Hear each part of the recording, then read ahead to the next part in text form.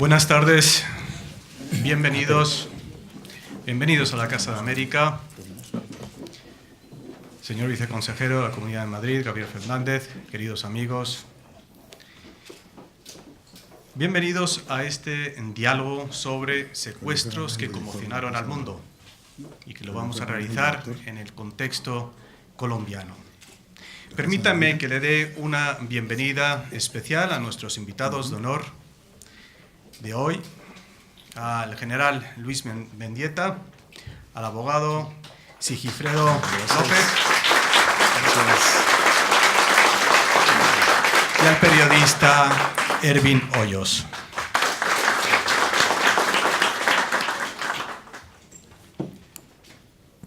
Para la Casa de América es una enorme satisfacción poder realizar hoy aquí este acto que tiene que ver con los secuestros. Y para mí tiene una especial importancia, una importancia doble. Por un lado, porque he estado relacionado con el tema de los secuestros durante mi estancia como cónsul general de España en Colombia. Y en segundo lugar, porque este es uno de los últimos actos que realizo como director de tribuna de la Casa de América. Y tengo el inmenso honor de que sea un acto en el que tenga como objetivo el de mantener vivo el recuerdo de todos aquellos que se encuentran secuestrados en las profundidades de las selvas colombianas. Para nadie es un secreto que la Casa de América ha estado siempre ligado a temas colombianos. Para nadie es un secreto que hemos hecho numerosas actividades que han ido desde mesas redondas, conferencias, temas, el formato temas que tenemos aquí en la Casa de América. Hemos hecho todo tipo de cuestiones de carácter político, económico, de carácter literario, cultural, cuestiones que tienen que ver con el indigenismo, con cuestiones de género, pero indudablemente para mí, aquellos actos que hemos tenido y que han tenido una relación con el tema de los secuestros han sido los actos más sensibles, los actos más especiales. El hecho de privar a una persona inocente de su libertad, sometiéndola a las humillaciones del cautiverio, es una tragedia que va más allá de la víctima y alcanza a la familia, a los amigos. Por eso, desde la Casa de América, hemos estado siempre muy sensibles a que se incluyeran dentro de lo que es nuestra programación el tema de los secuestros. Por eso, en el 2008, empapelamos la fachada principal de la Casa de América con la fotografía de una representación de los secuestrados en las selvas colombianas. Algunos de ellos, gracias a Dios, hoy están liberados. Hemos tenido aquí, han pasado por aquí determinadas personas para contar sus experiencias, como puede ser Clara Rojas, como puede ser Ingrid Betancourt. Por aquí hemos hecho también un acto relacionado con la caravana motorizada por la libertad de los secuestrados en Colombia, que, bajo la dirección de Ervin Hoyos, movilizó muchísimas conciencias en España, en Francia, en Italia. Movilizó conciencias. Yo creo que esa es una de las cuestiones más importantes que nosotros tenemos que hacer. Y aunque a ustedes les va a parecer un poco extraño, este acto no va dirigido a ustedes. Este acto va dirigido a todas las personas a las que ustedes cuenten los testimonios que nuestros invitados nos van a relatar. Porque cuantas más personas conozcan la situación por la que están viviendo los secuestrados en las selvas colombianas, más fácil será mantener vivo su recuerdo y gritar un basta ya. El general Luis Mendieta Fue capturado en 1998 por las guerrillas de las FARC en la toma sangrienta de Mitú. Ha pasado 12 años en cautiverio. 12 años. ¿Recuerdan ustedes lo que han hecho en estos últimos 12 años? Yo imagino que por lo menos les cuesta un poco. Algo cuesta. Pues esos 12 años fueron borrados de la vida del general Mendieta. En el 13 de junio de hace ya un año, la operación Camaleón logró sacarle de las selvas. Desde hace un año, el general Mendieta ha vuelto a la libertad. Por otro lado, el secuestro de Sigifredo López se produjo en abril del 2002, cuando era diputado en la Asamblea Departamental del Valle del Cauca. En esa artera acción guerrillera fueron secuestrados otros 11 legisladores. De todos ellos, solo sobrevivió Sigifredo López. Creo que no hay palabras, no hay nada más que decir. Ervin Hoyos. Yo conozco bien a Ervin Hoyos. Él ha sufrido en sus carnes el secuestro, las amenazas, los atentados. Es una persona de un gran coraje, puesto que de él partió ese proyecto tan humanista como son las voces del secuestro. Todos ustedes saben que se trata de un programa radiofónico por el cual se permite a las familias que hagan llegar su voz, sus mensajes, a aquellas personas que se encuentran en las selvas secuestrados.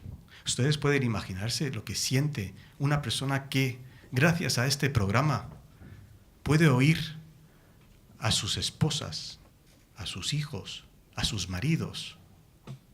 Puede saber qué es lo que ha ocurrido con el nacimiento de un nieto, o la graduación de un hijo, o la boda de una hija.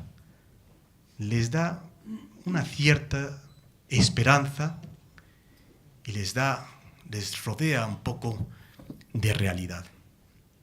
Por eso, además del recuerdo de aquellas personas que se encuentran secuestradas, yo quisiera que esto también fuera, este acto, un homenaje para la labor realizada por Ervin Hoyos, por su equipo, y por el programa Las Voces del Secuestro.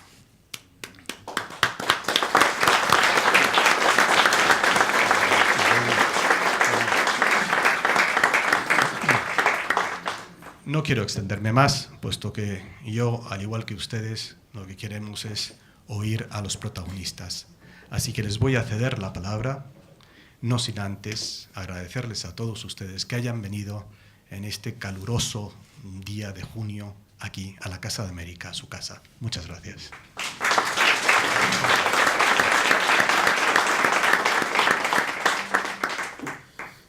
Pues muchas gracias, Carlos, por sus palabras. Y estar aquí para mí hoy es un momento emotivo, porque quienes hemos vivido el horror del secuestro en carne propia, poder estar en un escenario como este, al lado de dos héroes de este país. Y digo héroes porque para nosotros en Latinoamérica son héroes los próceres, los que fueron precursores de nuestras independencias. Pero los héroes del siglo XXI son los secuestrados. Los héroes del siglo XXI son ellos, los que han logrado resistirse no a 1, no a 2, no a 3, no a 5, sino a 12 años, como el caso del general Luis Mendieta, a 7 años, como el caso de Sigifredo López, que vio masacrar a sus compañeros en absoluto estado de indefensión. Mi caso fue muy corto, porque fui rescatado por el ejército, pero eso marcó mi vida para tomar una decisión. Y cuando tuve la oportunidad de estar en ese campamento frente al señor Nacianceno Murcia, que es el que me dice: ¿por qué ustedes los periodistas no hacen nada por nosotros los secuestrados? Yo escucho la radio siempre, yo lo escucho a usted por las mañanas y nunca nos nombran. ¿Se imaginaría lo que sería si mi familia, si mi esposa, si mi hija me hablara por este radio? Y yo le dije: si yo regreso a la libertad voy a hacer eso. La idea no fue mía, la idea fue de un hombre cautivo que estaba con unas cadenas puestas, que tenía su cuerpo engusanado, tenía gusanos en el cuerpo, llevaba 2 años allí. Cuando él pidió que le dieran libertad para caminar porque se le estaban entumeciendo las piernas, le cambiaron la cadena de 3 y le pusieron una de 5 metros. Fue la libertad que le dieron. Eso a mí me marcó la vida para haber sentado un compromiso del que ya estamos cumpliendo 17 años y vamos para los 18. Hemos podido darle el abrazo de la libertad a 11.053 secuestrados, 11.053 que han regresado y que han pasado por los estudios del programa o que yo me he encontrado con ellos. Pero a raíz de la salida mía del país, me vine a dar el abrazo de la libertad con el general Mendieta, ya no en el estudio de la radio, sino en una calle de Madrid, que nos encontramos y nos lo dimos. Y como él y Sigifredo nos declaramos hermanos para siempre. Por eso es un honor para mí tener a 2 hermanos, 2 sobrevivientes, de los que vamos a conocer detalles de su historia, detalles de eso que han vivido y que a nosotros en la distancia de pronto nos aleja de lo que están padeciendo tantas familias allí. Pero entendamos que no solamente Colombia está viviendo este horror. El flagelo del secuestro está migrando a Venezuela. Nuestros hermanos de México han vivido en los últimos 6 meses más de 1.200 secuestros que terminan posteriormente en asesinato. Tenemos en Colombia en este momento una cifra oficial de 623 secuestrados reconocidos oficialmente, pero la cifra que manejamos en las voces del secuestro pasa de los 3.200, que son los que llaman a enviar mensajes cada fin de semana. Entonces, ¿qué venimos aquí? A tocar conciencias. Y me gusta cuando Carlos dice: el objetivo no son ustedes, son esas personas a las que ustedes les pueden comunicar lo que vamos a escuchar hoy acá. Qué bueno que esto es en vivo, es en directo, ustedes se pueden ahora abrazar con cada uno de ellos. Yo quiero que los abracen y los toquen, porque pocas veces uno puede tocar verdaderos héroes. Por eso yo quiero llegar al inicio de este conversatorio y empezar con el general Mendieta para que nos traslade a ese hecho que lo llevó a él a ser secuestrado, a esa toma guerrillera que fue preparada por Tiro Fijo, coordinada por el Mono Jojoy en un puesto de mando cercano a la población del Mitú, una época en que nuestro país, nuestro ejército, nuestras fuerzas no tenían la capacidad de reaccionar como hoy está ocurriendo. Cuando a él lo secuestraron, a ellos les anunciaron 1 mes antes, 2 meses antes que se iban a tomar Mitú. Se sabía que se lo iban a tomar, pero no teníamos la capacidad de reacción para ir a protegerlos. Él se la pasó los últimos 3 días pidiendo apoyo, literalmente suplicando que lo fueran a apoyar, pero sabía que no le iba a llegar ese apoyo. Por eso, general, lo escuchamos con la admiración, el respeto y el honor que nos merece tenerlo hoy aquí a usted. Gracias, Ervin. Muy amable, un saludo para toda la amable audiencia. Como lo pregunta Ervin, voy a tratar de hacerles un recuento de lo que ocurrió en esa fecha antes del 1 de noviembre.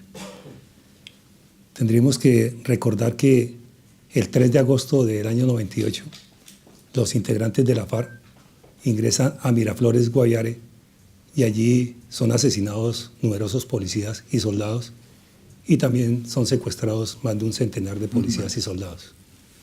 Es el tiempo en el cual la FARC tienen una mayor capacidad bélica. Aparte de eso, por instrucciones del mismo Marulanda, por instrucciones del Mono Jojoy, se reagrupan para estas tomas 7 frentes guerrilleros y 3 compañías móviles. Con el uso de armas no convencionales, que son los cilindros que los llenan de explosivos plásticos, especialmente como fueron utilizados en Mitú, y aparte de eso, armamento pesado como son las bazucas, como son los lanzadores múltiples de granadas, las bazucas, y aparte de esto, unos lanzadores de granadas que ellos construyen, que lo llaman tatucos, pues con estas armas incursionaron en Miraflores, Guaviare. Posteriormente, de acuerdo a su cronología, preparan todo lo que es la toma de Mitú. Días antes de esa toma se dan las informaciones necesarias precisamente de lo que va a ocurrir. Se solicitan los apoyos correspondientes, pero en su momento no había el personal suficiente para enviar a estas unidades. Es así como ya el 1 de noviembre, de primeras horas de la mañana, la FARC incursionan en aproximadamente 2.000 integrantes, lanzando toda esta clase de explosivos que les he mencionado contra la población de Mitú. Nos defendimos tanto en el cuartel como en sus lugares aledaños, pero no sé si alguien vería la película de Apocalipsis, pero recuerdo que por allá la vi hace una cantidad de años, y así fue, explosiones continuas, permanentes, por el uso indiscriminado de estas armas no convencionales, porque fueron numerosos los cilindros que nos enviaron y cantidades de explosivos que fueron utilizados, tanto que no sé si de pronto muchos habrán visto las imágenes de cómo quedó no solo el cuartel de policía, sino las edificaciones aledañas al cuartel, las manzanas enteras al lado del cuartel de la policía. Los destrozos fueron impresionantes. Yo diría que arrasaron con todo lo que había en los alrededores del cuartel de policía. Sin embargo, durante el combate, durante esta acción terrorista que duró durante todo el día, más o menos ya a las 5 de la tarde, cuando quedaron totalmente destruidas nuestras instalaciones, cuando se acabó nuestra munición, cuando ya quedamos sin elementos, y donde nuestra única protección fue en ese momento, a algunos los salvó un hueco que hacía las veces de un subterráneo, pero muy pequeño, que fue donde se protegió la mayoría de los policías que fueron secuestrados. En el caso específico mío estaba en otro lugar, pero llegué hasta ese sitio, y ya donde por, una acción divina me salvé, porque eran los cilindros, eran las granadas sonando, eran los disparos escuchándose en todo momento, y ya viene la parte final en el cual las FARC ingresan y nos toman ya como secuestrados de las instalaciones de Mitú. Sobre esa toma se han revelado muchísimos detalles, pero a mí me parece muy valioso que el general nos comente la toma de la decisión. Para un comandante de un barco, tiene que pensar que es el último que se baja del barco en una situación de estas. Para un comandante en una toma guerrillera es muy difícil asumir esa responsabilidad, porque no tiene a sus hombres allí y la mayoría estaban muertos, quemados literalmente. ¿Cómo toma usted la decisión de que tenía ya que rendirse, que tenía que entregarse, o por qué no se suicidó en vez de caer en manos de las FARC? Ahí son varias las situaciones. Usted habla del capitán que está al mando del barco, que está zozobrando, pero yo diría que desde días anteriores a la toma de Mitú, el barco estaba en continua zozobra, porque eran continuas las informaciones de que se iba a presentar la toma. No sabíamos si era la hora precisa, pero que se iba a dar, eso iba a ocurrir. Sin embargo, yo reconozco a todos los policías, especialmente los que se salvaron, de su heroísmo, porque estar allí era un verdadero acto de heroísmo, porque algunos de ellos pues buscaron lo que nosotros llamamos tráfico de influencias o palancas y lograron salir trasladados unos días antes. Aparte de eso, otros se hicieron excusar de servicio, otros salieron a vacaciones. Entonces, estar allí era de verdad una proeza porque en cualquier momento se tenía que enfrentar una situación difícil, es decir, teníamos que afrontar la toma por parte de la guerrilla. Y es así como ya se presenta lo que les he mencionado, transcurren las horas de combate, las explosiones, nos salvamos nuevamente, lo digo por voluntad divina, porque todas las instalaciones donde nosotros nos fuimos protegiendo y donde contestábamos el ataque, pues fueron destruidas poco a poco por el accionar de los cilindros, por el accionar de los lanzadores múltiples de granadas, por las granadas de mano, por las granadas de fusil, por los tatucos, por los explosivos plásticos, nos fueron tumbando las paredes y yo creo que los videos son impresionantes de cómo quedaron las instalaciones allí. Al hacer ese transcurso con algunos de mis hombres, porque el personal estaba distribuido estratégicamente en los alrededores, no solo del cuartel, sino en algunos sitios de la población, pero los integrantes de la FARC, por el número de subversivos que habían en ese momento, pues van cerrando lo que se llama estrechando el círculo y van tomando posiciones y los policías que van quedando alrededor, pues muchos resultaron muertos, quedaron calcinados, de una manera impresionante murieron, y ya los que estaban en la parte interna del cuartel, porque si bien es cierto el asalto comenzó antes de las 5 de la mañana, a las 10 de la mañana ya no había cuartel porque estaba totalmente destruido e incinerado. Los que nos salvamos porque estuvimos en sitios aledaños haciendo ese otro anillo de seguridad, pues a medida que nos fueron copando en cada uno de esos anillos nos íbamos ubicando, yo diría que volvemos a una ratonera, ¿no? Ya en un espacio grande vamos quedando en algo muy estrecho y lo estrecho ya volvimos fue a quedar en el cuartel que estaba totalmente destruido y quemado. Lo único que quedó fue el hueco donde se salvaron muchos y en el caso mío que pasé de lo que era una instalación de Monseñor, el obispo de Mitú, a una instalación de la Fiscalía. Ya cuando nos tumban las dos pasamos a una edificación aledaña que era hacía las veces de un almacén, y también ya cuando fue destruido nuevamente retomo lo del cuartel para buscar pasar hacia la otra cuadra donde queda un colegio. Y cuál la sorpresa que al tratar de pasar por el cuartel y llegar al colegio, a pesar de la cantidad de explosiones y disparos que se presentaban, el colegio no existía, estaba todo en el piso, estaba totalmente destruido. Entonces ahí ya no había para dónde coger, ni izquierda, ni derecha, ni adelante, ni atrás. Entonces únicamente quedar al lado de el hueco que le menciono y ya es donde la guerrilla penetra y entonces ya salimos, en el caso específico, los que estaban alrededor mío. Después salen los de la parte del túnel que le digo que había, que es un hueco simplemente, y se salvaron algunos que se protegieron con algunos muros del colegio, que quedaron enterrados con los muros, pero hubo un espacio suficiente para que les entrara oxígeno y así se salvaron y ellos afortunadamente no fueron secuestrados. También debo mencionar que cerca del cuartel en lo que decía del almacén, ahí también hubo un sitio especial que por la acción de los escombros 16 policías quedaron protegidos y allí se guarecieron hasta el otro día. ¿Qué pasó con Pero ellos? Desafortunadamente entró una señora del pueblo y gritó, los detectó y ahí me llamó la guerrilla y la guerrilla los sacó de allí.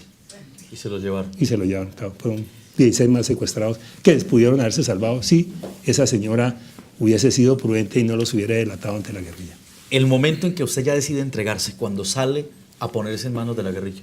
No, ya es un momento porque ya era situación de depender de Dios, porque está lo que son las explosiones, están los disparos y está uno ya escuchando ya al otro lado los guerrilleros. El otro lado es ya la pared vecina, entonces ya sale uno porque ya no hay nada que hacer. Si le lanzan una granada ya así de mano, pues sí, ahí se muere. Nos dice usted 2.000 guerrilleros, ¿cuántos policías? 76 policías. Y habían 30 auxiliares de policía, que eran auxiliares bachilleres, cuya única arma era el bastón de mando, porque ellos ejercían era únicamente labores de acción comunitaria de beneficio a las comunidades indígenas. ¿Cuántos murieron ahí? Murieron 17 policías y después murió el capitán Guevara en cautiverio. El capitán Guevara en cautiverio. Y falta el cabo Peña, que desconocemos porque no hay pruebas de supervivencia durante los últimos 10 años. Pues eso ocurrió hace 13 años. 12 años después el general Mendieta es liberado. Hace un año llegó a la libertad el pasado 13, completó un año de estar libre. Ocurrió en el Mitú, al oriente de Colombia. Y ahora nos vamos al occidente y nos vamos a conocer lo que pasó en el Valle del Cauca. En un momento en que la guerrilla de las FARC estaba fortalecida, diseña un plan, una estrategia para tomar cautivos a los diputados de la Asamblea del Valle, porque querían llevárselos literalmente a sesionar en la selva. Un plan muy bien trabajado por la guerrilla. Un plan que incluyó incluso entrenamiento en el escenario real. Los guerrilleros practicaron más de 15 veces el descenso desde el cerro, llegando a la ciudad, penetrando a las instalaciones de la Asamblea Departamental del Valle, saliendo de nuevo y tomando las rutas de escape para perfeccionar lo que era la salida, la fuga. Lograron incluso colocar en los vértices de las calles para la salida hacia la fuga guerrilleros que fingían ser vendedores de frutas y con carretillas de frutas eran los que estaban encargados de cerrar el paso a los vehículos para cuando viniera el bus que llevaría a los diputados secuestrados pudieran pasar y tuvieran literalmente semáforo en verde. Tenían a una mujer con un coche de doble para 2 niños, que no había ningún niño allí, era un montaje. Esta fue la que cerró el segundo paso.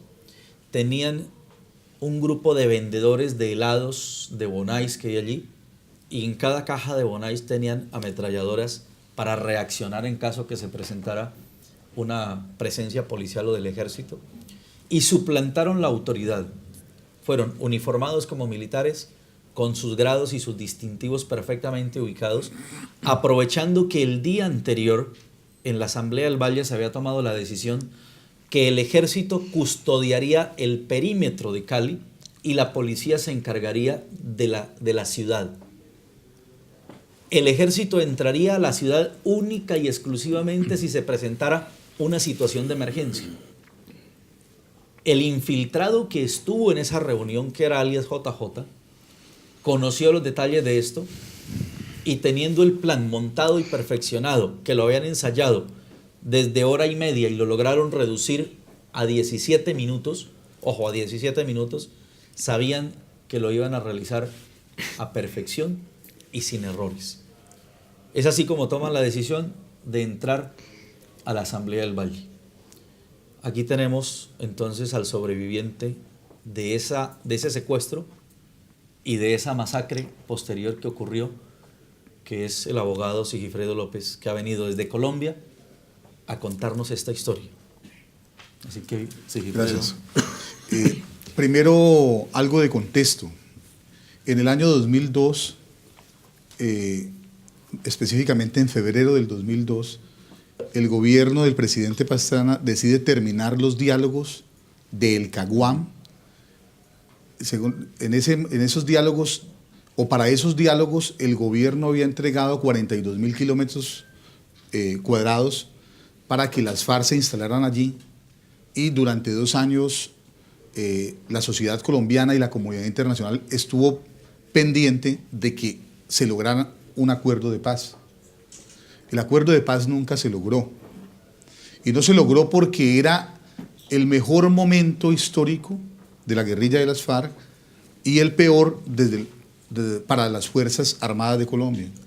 Las guerrillas se habían hecho muy ricas, producto del dinero del narcotráfico, y las Fuerzas Armadas colombianas estaban desertificadas y no nos vendían ni siquiera un tornillo para arreglar nuestros helicópteros. En ese contexto, ellos siguieron secuestrando, siguieron haciendo del Caguán una gran cocina, un gran laboratorio de coca, siguieron robando carros y se burlaron no solo de la sociedad colombiana y de la comunidad internacional, sino también del gobierno colombiano, que ingenuamente le apostó a la paz. Cuando se rompen los diálogos del Caguán, las FARC deciden: vamos a secuestrar políticos para canjearlos por guerrilleros presos en las cárceles de Colombia.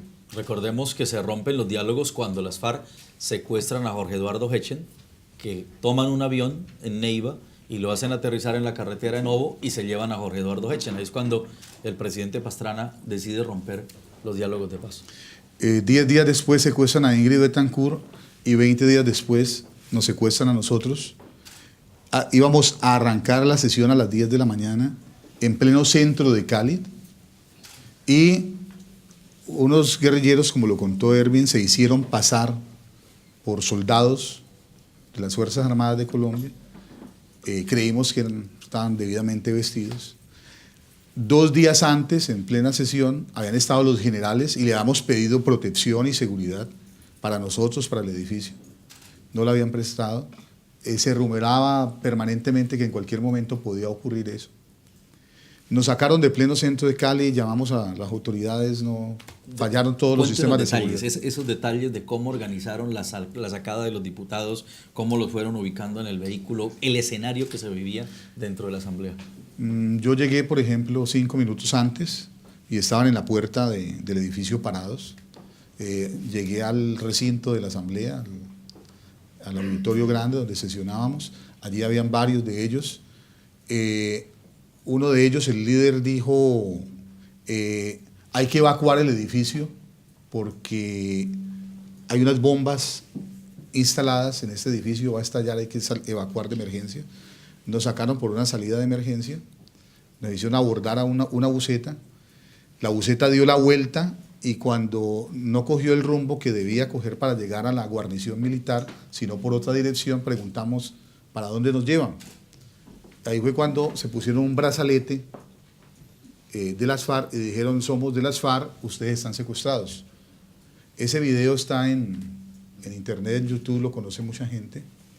Y allí inició una odisea que duró 7 años, en las que pasamos muchísimas dificultades y donde lo peor fue el asesinato de todos mis compañeros. Éramos 11.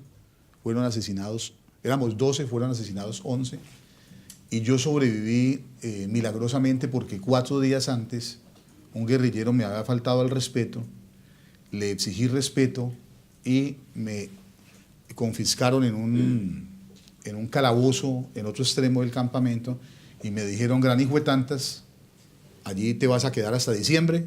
Era junio. Ya habían ocurrido muchas de esas peleas porque cuando se está secuestrado con una cadena al cuello durante tanto tiempo, hay momentos en que la dignidad importa más que la vida. Entonces, los tratos permanentes, insultantes, hijuetantas, llega un momento en que uno está dispuesto a hacerse matar y lo único que exige es respeto. En varias oportunidades mis compañeros y yo le habíamos pedido que no nos dirigieran la palabra, que pusieran la comida allí, que nosotros veríamos si la comíamos o no, pero que por favor no nos hablaran. Entonces, en una de esas insultadas, allá los castigos empezaban con 1 día, 3 días, 1 semana, 15 días, 1 mes. Yo ya llevaba todas esas y me seguía la de 6 meses. Entonces me dijeron, hijo de puta, ahí te vas a quedar hasta diciembre. Y pues por supuesto yo hagan lo que les dé la gana, gran hijo de tantas, abusivos.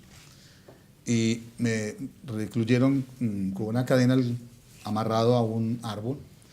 Y cuando ocurrieron los hechos, que fue una confusión, ellos pensaron que el Ejército Nacional iba a entrar al rescate. Por esos días solo se hablaba de rescate en Colombia, porque se han cerrado todas las posibilidades de un acuerdo humanitario para ese intercambio.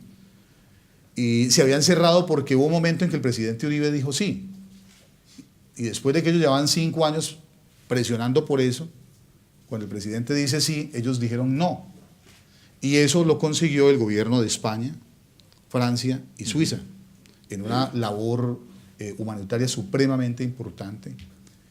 Valga la oportunidad para reconocer la labor del gobierno de España durante todos estos años, su preocupación por la libertad y por la lucha y la defensa de los derechos fundamentales en Colombia. Entonces, inexplicablemente dijeron no.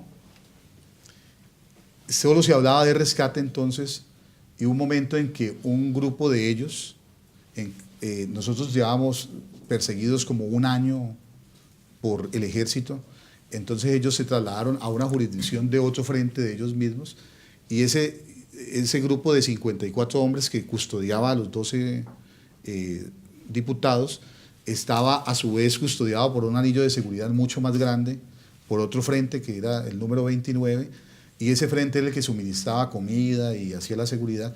En un momento de esos, el frente 29 ingresó al campamento, y los de este frente 60, que eran los quienes los tenían, pensaron que era el ejército, abrieron fuego. Ellos estaban comiendo, alguien dijo, se entraron los chulos, le llaman ellos al ejército, y el comandante dio la orden, que a su vez tenía orden del secretariado de no dejarse quitar el trofeo. Nosotros éramos una mercancía, un trofeo para ellos. Entonces dijeron, mátenlos y vámonos. Ellos vinieron, cumplieron la orden, los asesinaron a todos, y yo estaba en un extremo del campamento a 70 metros. El guerrillero encargado de asesinarme en ese momento estaba a 120 metros lavando la vajilla donde había comido, el plato, y cuando vio que su comandante corría, él también salió a correr, y 20 minutos después, por radio, ellos se comunicaron y se dieron cuenta que era un error. Bajaron, el tipo se acordó de mí y bajó acá, y entonces fue, verificó que la cadena estuviera, que me preguntó quién ha pasado por aquí, le dije nadie, y estaba muy, muy atento. Habían construido también una cortina como una pared, un muro en hojas, para que mis compañeros y yo no nos viéramos. Y entonces él dijo, espérese aquí, voy a averiguar qué hacemos con usted. Y fue y averiguó y regresó con la orden de que nos fuéramos. Pasaron 10 días, hasta por radio, yo me di cuenta por la radio que habían asesinado a mis compañeros. Llevamos 5 años y medio cuando ellos fueron asesinados, luego siguió 1 año y medio más. Los meses más terribles del cautiverio, sin duda alguna, fueron los 4 meses siguientes al asesinato de ellos. Valga la pena resaltar la importancia de los medios de comunicación. Programas como el de Voces del Secuestro, nos dimos cuenta que existía un mes después del cautiverio, nos pasaron un radio y por allí alguien que se desvelaba. Ese programa funciona en la madrugada. En la madrugada es de 12 de la noche a 6 de la mañana, un horario en que la gente acostumbra a estar dormida. O si es los sábados, pues está de rumba. En Colombia es baile, la rumba. Entonces, pero los secuestrados le escuchábamos, y por allí, por ese radio, nos dábamos cuenta de lo que pasaba con nuestras familias, lo que pasaba en el mundo exterior. Así fue como yo oí crecer a mis hijos, no los pude ver crecer. Cuando me secuestraron, ellos tenían 11 y 12 años, a mi regreso tenían 18 y 19. Allí, por ejemplo, escuché que en el metro de Madrid colocaron una bomba, también unos terroristas, y causaron mucho daño en la estación de Atocha. Y muchas cosas que pasaron allí. Por radio escuché 2 mundiales de fútbol, también escuché a 2 olimpiadas, y por supuesto algunos triunfos del Barça y del Real Madrid. ¿Qué más les cuento? Me parece que escenarios como estos son supremamente importantes, porque desde la comodidad de nuestros hogares, en las salas de nuestras casas, en nuestras ciudades, no sabemos que hay realidades que son supremamente difíciles y complicadas. Colombia tiene una guerra de muchos años. Nuestros gobiernos y nuestra institucionalidad ha hecho esfuerzos muy grandes para superarla. Sí. Hemos ensayado fórmulas políticas, fórmulas militares, y muchas de ellas se han quedado porque hay un problema transversal, que es el narcotráfico. El narcotráfico es el alimento, es el combustible de la guerra en Colombia, y es bueno saber que nuestra sociedad, la sociedad colombiana, ha puesto muchísimos muertos, muchísimos secuestrados, ha pagado un alto costo institucional y social por el flagelo del narcotráfico. Hemos luchado contra ese problema tan grande que es transnacional y prácticamente estamos muy solos en esta guerra porque el consumo ha aumentado, porque en los Estados Unidos y en Europa no se controlan las fronteras. Si los europeos, si los americanos custodiaran sus fronteras sencillamente, de manera efectiva, sencillamente la droga no entraría y habría menos muertos en Colombia. Por esa razón, el problema es también de cooperación internacional, es también de acciones conjuntas para solucionar este problema que afecta la dignidad de los seres humanos en todo el mundo, en Colombia por la guerra, acá por el consumo y por muchas otras cosas. Sí.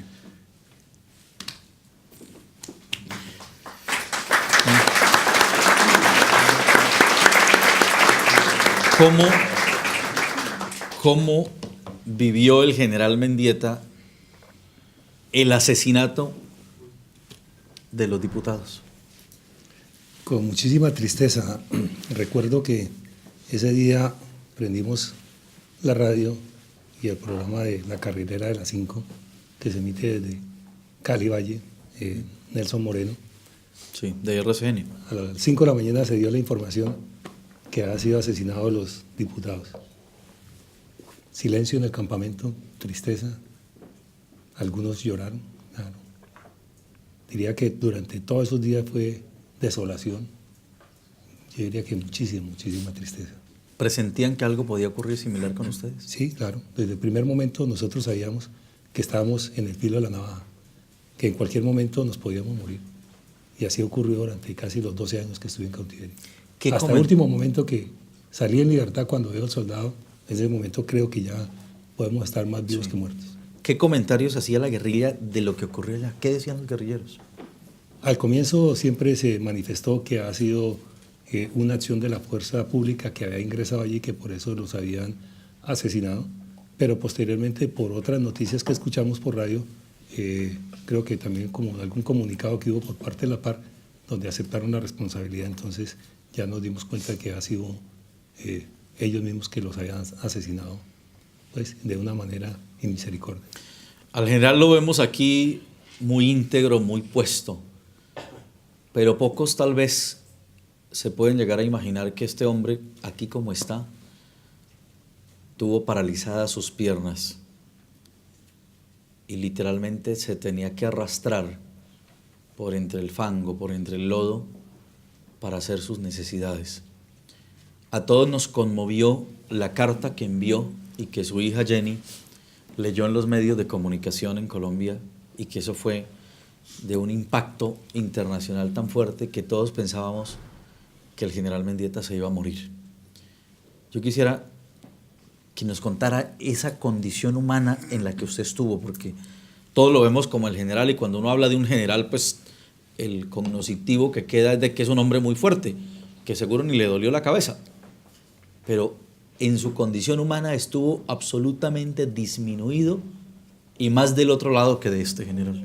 Sí, fueron días muy lamentables. Recordamos que se inició la operación de Plan Colombia, y esa es la marcha que nosotros denominamos la Marcha de la Muerte, que duró la marcha es caminar por entre la selva muchos días, más o menos 3 meses. 3 meses. Por lo tanto, al caminar, porque no hubo el suministro oportuno de medicamentos, pues el organismo se fue deteriorando, las piernas se me fueron inflamando, hubo un momento en que seguramente se rompieron los vasos sanguíneos y las piernas se tornaron negras. En ese momento pensé que me estaba dando gangrena, pero me tocaba seguir caminando. De un momento a otro ya no pude caminar, sino primero me apoyaba en un bastón, después con 2 horquetas que hacían las veces de muletas, hasta que un día no pude caminar más. Fueron 5 semanas que estuve en esa condición, para mal, para bien, qué sé yo, En esa marcha llegó otro apoyo de la misma guerrilla para continuar con la movilización de los que nos llevaban en ese momento. Hubo una enfermera de la guerrilla que me vio, me suministró una vacuna antitetánica y con los días me suministraron inyecciones de penicilina y que posteriormente ya poco a poco me fui recuperando, pero fueron 5 semanas donde yo pensé que pues me iba a este mundo. Un día, ¿cómo era un día en esas condiciones sin poder mover sus piernas? Fueron las 5 semanas lamentables, entonces a primera hora de la mañana, como íbamos en marcha, es decir, a las 5 de la mañana tenía que estar ahí con mis cosas, me colgaban de una hamaca, un palo, y me transportaban a hombro, 4 guerrilleros, ya me dejaban en determinado sitio, si estaba lloviendo pues se mojaba uno totalmente, si estaba pues condiciones de la selva, si a uno lo depositaban ahí en el piso, pues había maleza, había hormigas, había toda clase de bicho y tocaba soportarlos. Y si uno tenía que hacer necesidades, pues le tocaba era salir de la hamaca, arrastrarse con los brazos y ubicar un sitio al lado donde uno se pudiera medio apoyar para evacuar sus necesidades fisiológicas. En ese fango, ¿no? Y volver a la hamaca. Y volver a la hamaca para que nuevamente fuera cargado. Ya cuando estábamos durante el día, que llegábamos a un sitio estable, pues me dejaban ahí y ya eran los compañeros de cautiverio quienes me colaboraban. Entonces ya viene la acción, por ejemplo, de Alan Jara, que me colaboraba en colgar una hamaca para medio poder descansar durante la noche, me ayudaban a alzarme para estar ahí en la hamaca. Aparte de eso, los compañeros me ayudaban allá a salir de ese recinto pequeño donde estábamos confinados para poder también hacer las necesidades fisiológicas. Yo me pregunto, nosotros cuántas veces hemos aguantado hambre. ¿Quién se ha medido a saber cuánto tiempo resiste sin comer? Yo creo que no lo hemos hecho. Sigifredo pasó, que nos lo diga él, ¿cuánto tiempo sin comer después de que empieza esa caminata por la selva? Pero después llegué a comer de todo, miren cómo estoy. Pasamos en varias ocasiones, había crisis, tenían ellos dificultades para entrar el alimento, porque el ejército custodiaba los caminos. Entonces, recuerdo hubo una semana en que el primer día tomamos un café sin azúcar y luego en la tarde arroz sin sal. Al día siguiente ya fue café sin azúcar, pero en la tarde ya no hubo arroz. Y al día siguiente no hubo nada. Y pasaron 3 o 4 días. Había un río que lo llamamos el río maldito porque allí ocurrieron 2 o 3 cosas bien singulares. La primera es que ellos pusieron un anfo, que es un explosivo, para capturar peces, porque los peces con vara no los podían sacar y además había muy pocos. Y entonces mataron los peces, pero estaban allí tratando de detenerlos, algunos con costales y cosas, se les volaron todos. O sea, la corriente se los llevó, no quedó uno. Como al tercer o cuarto día mataron con un fusil no, ese era un paujil, que es una ave en extinción. Yo recuerdo que me tocó una garra, una garra negra, pues. Pero bueno, tomamos el caldo. Y también por allí capturaba una serpiente. Probamos una serpiente. La serpiente es una boa constrictor. Tiene muy buen sabor, sobre todo después de 4 o 5 días de hambre. Sabe muy bien. Y quiero leerles algo. De pronto esto lo dice, esto nos ocurrió como al 5º o 6º día. Resulta que ese es el libro que yo escribí con lo que pasó en esos 7 años. Vamos a ver si encuentro algo que puede ilustrar un poquito el tema de las comidas allá. Digo, Jairo Hoyos es uno de mis compañeros, entonces yo digo, Jairo Hoyos se consiguió un amigo, un perro de monte que se unió al grupo en el Cerro Frío. El perro se encariñó porque Jairo le daba casi toda su comida y Francisco Giraldo le puso Mateo al perro. El animal estaba feliz con nosotros, todos los consentíamos. A los guerrilleros no les gusta andar con perros porque sus ladridos los pueden delatar en cualquier momento y vivían pateando al perrito y echándolo. Jairo se moría de la rabia pero trataba de contenerse.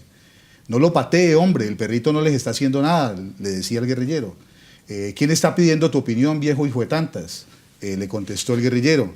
¿O crees que estás de camping? Posteriormente, le digo, en las marchas siguientes,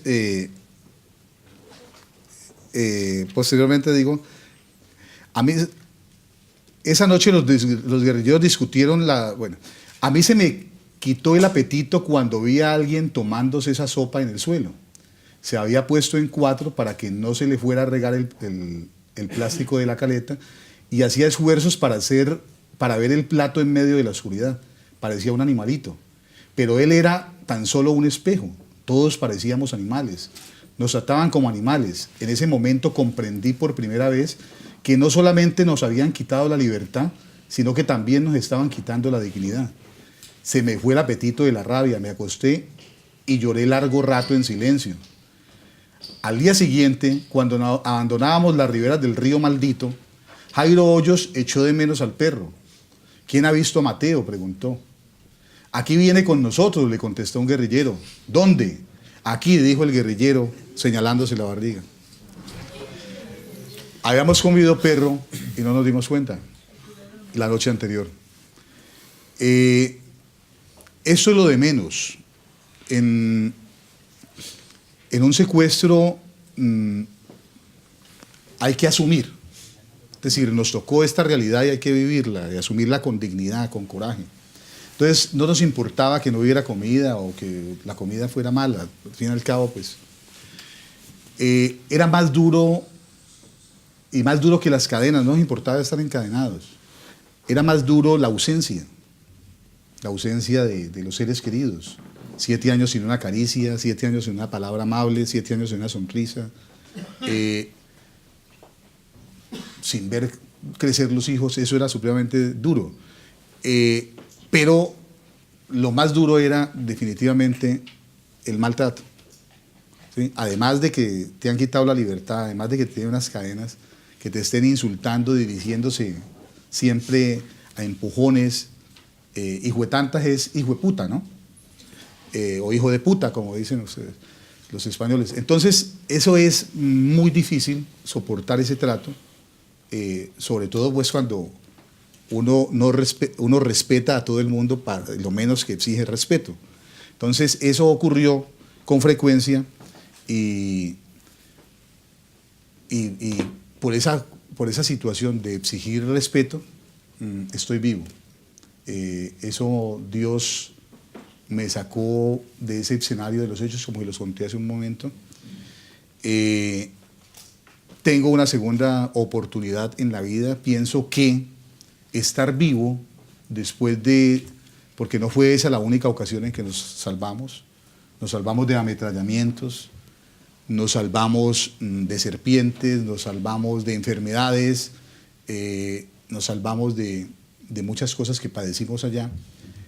Y pienso hoy que, y yo sé que en Europa hay un modo distinto de ver las cosas, pero todo aquel que tiene experiencias extremas en su vida aprende a mirar la vida de una forma distinta. Por ejemplo, entendemos que la muerte es solamente un umbral para pasar a otro ciclo, que la vida es solamente un breve ciclo de la eternidad, que seguimos viviendo en otras dimensiones, una vez pasemos ese umbral. Por ejemplo, que la vida es muy breve y hay que ser supremamente selectivo y dedicarlo a personas y actividades que merezcan la pena y que nos causen felicidad. Por ejemplo, que hay que valorar la libertad que ustedes tienen en Europa, en Madrid, que hay que valorar esa dignidad de la vida que ustedes han logrado en estas sociedades, gracias a una democracia, a unos partidos fuertes, a unos ciudadanos participativos. Hay que valorar toda esa serie de cosas. Entonces, por eso entiendo y valoro mucho este escenario, para que ustedes nos ayuden a pensar que hay que luchar por esta serie de valores democráticos en sociedades que necesitan una ayuda para que el mundo sea más humano y más justo. Eso quería compartirles. El general Mendieta logró mantener lo que en las fuerzas se conoce como la unidad de mando. Imagínense ustedes estar allí, policías, soldados, oficiales de la policía, oficiales del ejército metidos en unos campamentos, en unas condiciones en donde, como ya no hay garantías de nada, las confrontaciones no solamente era con la guerrilla, sino entre ellos mismos. Y este hombre que ustedes ven aquí, con el liderazgo que tiene y con la paciencia que le caracteriza, yo le admiro porque así como él se queda reflexivo pensando en este momento, así es todo el tiempo. Y yo lo veo, y en estos días que he compartido con él le digo: general, ahora entiendo usted por qué está vivo. Porque es de los que piensa para hablar y no habla para pensar. Yo quisiera que nos contara cómo logró mantener esa organización allá, hacer que se levantaran a cantar el himno nacional, izar la bandera, mantenerlos en disciplina cuando la guerrilla incluso les hacía ráfagas en los pies para que no cantaran el himno nacional. O sea, imagínense eso, pero cuéntenoslo usted, general. Son muchas las situaciones y vuelvo a comentarlo por los 12 años, pero ahora hagamos un breve relato de lo más trascendental. En los primeros meses, con los 60 integrantes de la policía que fuimos secuestrados en Mitú, fuimos divididos en 2 grupos, algunas veces compartimos, otras no. Pero lo importante era hablar con ellos, respetar los derechos de cada uno, distribuir las pocas o muchas cosas que llegaban allí de una forma en la cual todos quedaran, diríamos, satisfechos. El distribuir los alimentos también de tal manera que cada uno no se quejara por el otro. Y también es muy importante lo que usted dice, la paciencia para soportar a cada uno de ellos.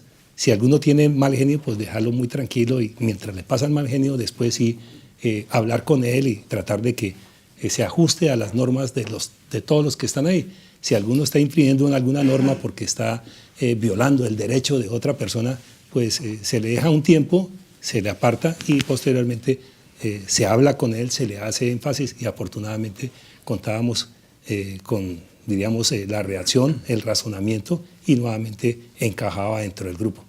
Pero otra parte indispensable, y yo lo repito, fue la oración. ¿Todos oraban? En esos primeros momentos, no, es que no, el grupo mío de esos 61 éramos 12 de oración. Leíamos la Biblia y hacíamos lo que era el rosario, claro, y los salmos, y leíamos los salmos de acuerdo a un orden cronológico que llevaba. Y lo hacíamos los 12, pero hacer aquí el rosario de los 12 es respetar aquí el otro que está con la radio escuchando un vallenato. Él está escuchando su vallenato y hay que respetarle su vallenato, pero el que está escuchando su vallenato tiene que respetar que aquí los 12 están orando. Y puede que hayan las voces, pero cada uno está en su cuento. Así mismo con la distribución de los alimentos. Se hacía de una manera equitativa para que no hubiesen problemas y lo que más dio resultado es que se turnaban. Entonces no es que usted reparte, no, un turno. Hoy reparte usted, mañana reparte usted, porque hay veces que...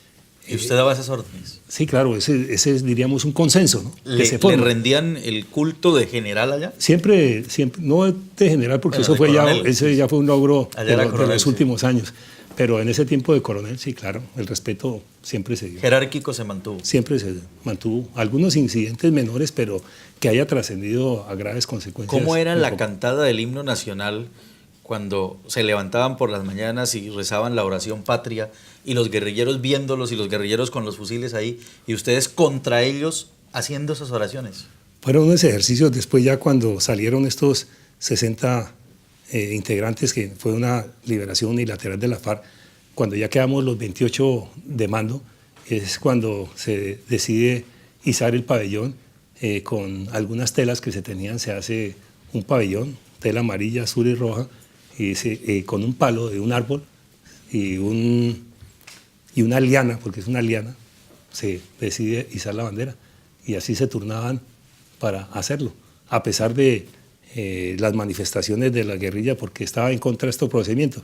Porque no solo era en contra de esto, porque cuando orábamos, por ejemplo, el grupo que rezábamos, pues también estaban los insultos contra Dios, contra la Virgen, cantidad de cosas que nosotros los cristianos en este momento no podemos repetir porque pues, son maldiciones hacia el Eterno, pero ellos sí lo hacían porque les disgustaba que oráramos. ¿Cómo mantener? Ahora, aparte de eso, Sí. yo siempre he hecho la novena de Navidad y durante todos los 12 años de cautiverio hice las 12 novenas.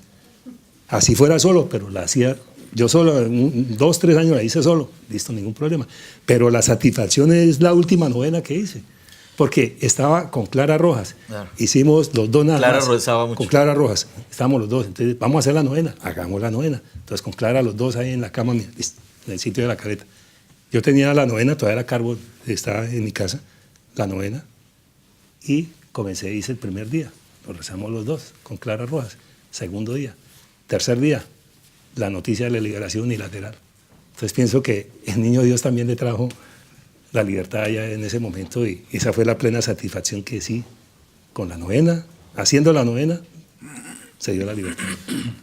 Breve descripción, porque yo sé que son 12 años de cautiverio, de los momentos más contundentes, más álgidos en lo humano, que lo hicieron llorar en cautiverio. La primera situación, por ahí a los 45 días de estar en cautiverio, que me soñé con mi señora, mis hijos, que estaban en una situación muy lamentable, muy triste, y me soñé, diría, casi toda la noche con ellos y amanecí muy deprimido y ese día lloré por ellos. Una vez. Sí, Fredo. Muchísimas. Era llorón, ¿no? Sí. Sí, la verdad, yo he sido llorón. He sido llorón la vida, soy muy sensible y además pues que tengo como alma de poeta, entonces sí, Ervin, llorábamos y yo veía que los compañeros también, sino que llorábamos cuando ya el día había terminado. Hay un momento que se unieron y lloraron todos. ¿Cómo fue eso? Eso fue el día que mataron hubo otra masacre también terrible de Urrao. Estaban 10 secuestrados, el exgobernador de Antioquia y un exministro de Defensa, Gilberto Echeverry, y habían otros 8 militares. Hubo un intento de rescate y la guerrilla los asesinó antes de que les quitaran el trofeo. Por cierto, sobrevivió también uno. Cuando nos dimos cuenta de eso, pues comprobamos que esa gente no tenía escrúpulos, que a pesar de que éramos su trofeo y que nos cuidaban, preferirían asesinarnos antes que dejar que se los quitaran. Estábamos llorando, inclusive aquí yo cuento, en una página cuento muy brevemente, porque es un hecho también histórico